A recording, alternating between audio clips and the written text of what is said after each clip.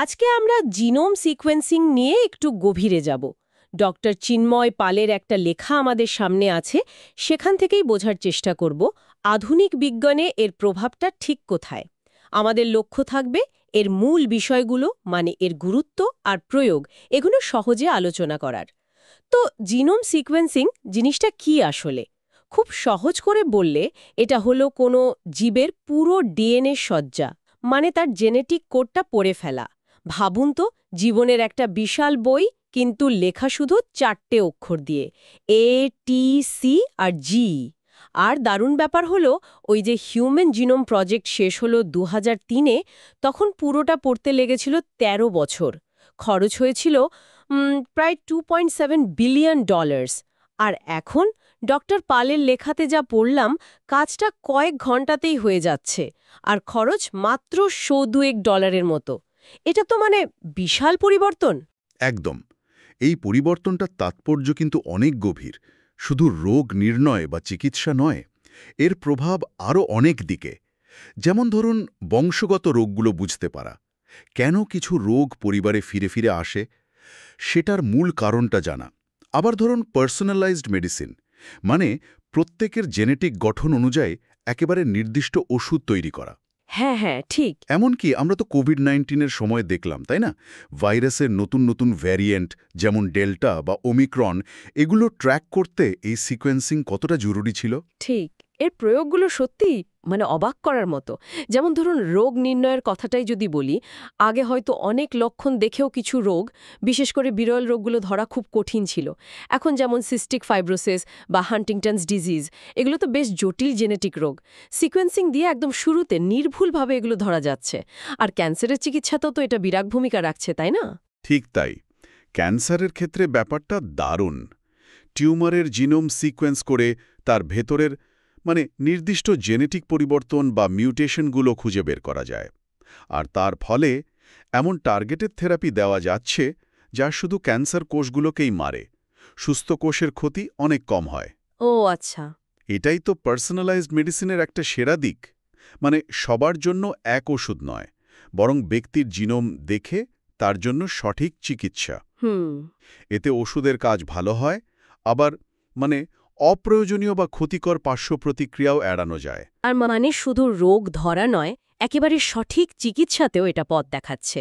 আচ্ছা, আর সংক্রামক রোগের ক্ষেত্রে কোভিড তো আমরা দেখলাম, কিন্তু ডক্টর পালের লেখা অনুযায়ী অন্যান্য ভাইরাস বা ব্যাকটেরিয়ার সংক্রমণ ঠেকাতেও এর ভূমিকা আছে? অবশ্যই আছে। যে কোনো মহামারীর সময় ধরুন ভাইরাসের উৎসটা কোথায় সেটা খুঁজে বের করা, কিংবা ভাইরাসটা কিভাবে ছড়াচ্ছে তার পথটা বোঝা, যাকে বলে জিনোমিক অ্যাপিডেমিওলজি। হুম।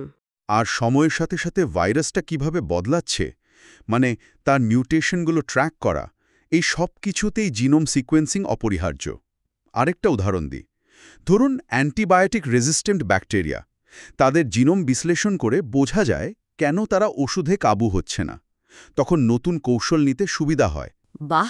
আর শুধু মানুষ নয়, কৃষিক্ষেত্রেও এর প্রচুর ব্যবহার হচ্ছে। যেমন ধরুন ফসলের রোগ প্রতিরোধ ক্ষমতা বাড়ানো বা ফলন বাড়ানোর জন্য নির্দিষ্ট জেনেটিক বৈশিষ্ট্য খুঁজে বের করা। ফরেনসিক সায়েন্সে তো ডিএনএ ফিঙ্গারপ্রিন্টিং আছেই। এমনকি হাজার হাজার বছর আগের কঙ্কাল থেকে ডিএনএ নিয়ে আমাদের পূর্বপুরুষদের পরিচয়, তারা কোথা থেকে কোথায় গিয়েছিল, এই সব দারুণ তথ্য জানা যাচ্ছে।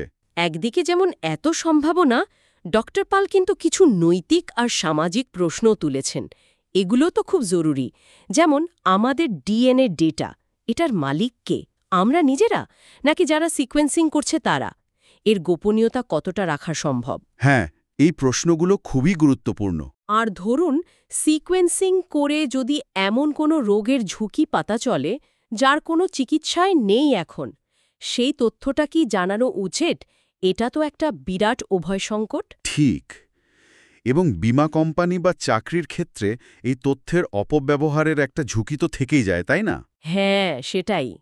দেখুন, জিডিপিআর বা হিপার মতো কিছু আইনকানুন তৈরি হয়েছে এই জিনোমিক তথ্যের সুরক্ষা আর গোপনীয়তা রক্ষার জন্য। কে কার ডেটা কিভাবে ব্যবহার করতে পারবে তার উপর নিয়ন্ত্রণ আনার চেষ্টা আর কি। কিন্তু প্রযুক্তি যত এগোচ্ছে, এই নিয়মগুলোকেও তত আপডেট করতে হচ্ছে। যেমন আপনি বললেন জানার অধিকার বনাম না জানার অধিকার, এটা একটা বড় বিতর্কের জায়গা। আবার এই অত্যাধুনিক সুবিধাগুলো কি সমাজে সবাই সমানভাবে পাবে, নাকি এটা শুধু পয়সাওয়ালারাই পাবে? এই বৈষম্যের প্রশ্নটাও কিন্তু ভাবাচ্ছে। ভবিষ্যতের দিকে যদি তাকাই, ডক্টর পাল আর্টিফিশিয়াল ইন্টেলিজেন্স মানে এআই আর ক্রিসপের জিন এডিটিংয়ের কথা বলেছেন। এগুলো কিভাবে জিনোমিক্সকে আরও এগিয়ে নিয়ে যাবে বলে মনে হয়? এআই তো বিশাল পরিমাণ জিনোমিক ডেটা খুব দ্রুত বিশ্লেষণ করতে পারছে, যা আগে হয়তো ভাবাই যেত না। এর ফলে রোগের প্যাটার্ন বোঝা বা নতুন ওষুধ আবিষ্কারের গতি অনেক বেড়ে যাচ্ছে। আর ক্রিসপার জিন এডিটিং, এটাকে ভাবতে পারেন এক ধরনের জেনেটিক কাঁচির মতো। ডিএনএর নির্দিষ্ট অংশকে এটা এডিট করতে পারে, মানে কাটছাঁট বা বদল করতে পারে। ও, এর মাধ্যমে অনেক বংশগত রোগের মূল কারণ, মানে ওই ত্রুটিপূর্ণ জিনটাকেই সারিয়ে ফেলার একটা সম্ভাবনা তৈরি হয়েছে। যদিও এর প্রয়োগ নিয়ে, বিশেষ করে মানব ভ্রূণের ব্যবহার নিয়ে অনেক নৈতিক প্রশ্ন আর বিতর্ক আছে। বুঝলাম। এছাড়াও ইউকে বায়োব্যাংকের মতো বড় প্রজেক্ট হচ্ছে, যেখানে বহু মানুষের জিনোম সিকোয়েন্স করা হচ্ছে। এটা বিভিন্ন রোগের জেনেটিক কারণ বুঝতে আর জনস্বাস্থ্য নীতি তৈরিতে দারুণ সাহায্য করবে। হয়তো খুব বেশি দিন দূরে নয়, যখন জিনোম সিকোয়েন্সিং আমাদের একটা রুটিন স্বাস্থ্য পরীক্ষার অংশ হয়ে যাবে। তাহলে মোদ্দা কথাটা দাঁড়াচ্ছে, জিনোম সিকোয়েন্সিং শুধু ল্যাবরেটরির একটা দারুণ টেকনোলজি নয়, এটা আমাদের স্বাস্থ্য, চিকিৎসা, এমনকি আমরা নিজেদেরকে কিভাবে দেখি সবকিছুকেই পাল্টে দেওয়ার ক্ষমতা রাখে। ডক্টর পালের লেখা থেকে এই আলোচনাটা সত্যিই খুব ইন্টারেস্টিং ছিল। একদম। শেষে একটা কথা ভাবার জন্য রেখে যাই।